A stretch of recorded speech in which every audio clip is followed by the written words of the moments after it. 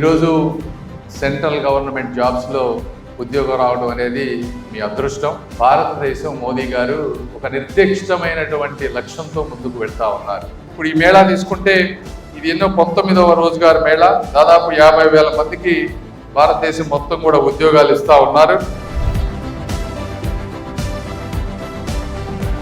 Government వ్యవస్థని మార్చాలన్నా కూడా యువకులు మీ వల్లే అవుతుంది. ఒక వ్యవస్థలోకి వెళ్ళినప్పుడు ఆ వ్యవస్థలో మీరు ఇరుక్కుపోతారా, ఆ వ్యవస్థని మార్చగలుగుతారా అనేది మీరు చేసే పని మీద, మీ శక్తి మీద ఆధారపడి ఉంటుంది. అంటే ఈరోజు భారతదేశంలో యావరేజ్ ఏజ్ 29 సంవత్సరాలు.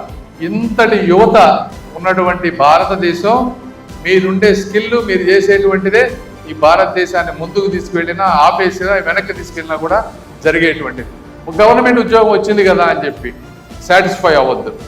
రిస్క్ తీసుకొని ఆ సిస్టంలో ఏ అయితే లోపాలు ఉన్నాయో ఆ లోపాలను ఫిక్స్ చేసే విధంగా అవసరమైతే బయటకు వచ్చి మీరు బిజినెస్ చేసుకునేటువంటి ఆలోచన విధానం ఉండాలి మీకు.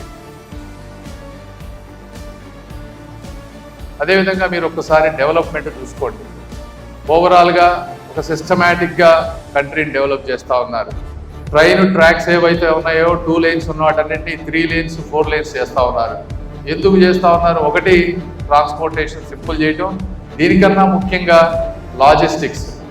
మన దేశంలో మ్యానుఫ్యాక్చరింగ్ని ఇంప్రూవ్ చేసి ఒక ప్రాంతం నుంచి ఇంకో ప్రాంతానికి కనెక్టివిటీ పెంచి దేశ విదేశాలకు ఎగుమతి చేస్తే దేశ ఆర్థిక అభివృద్ధి చెందుతుంది.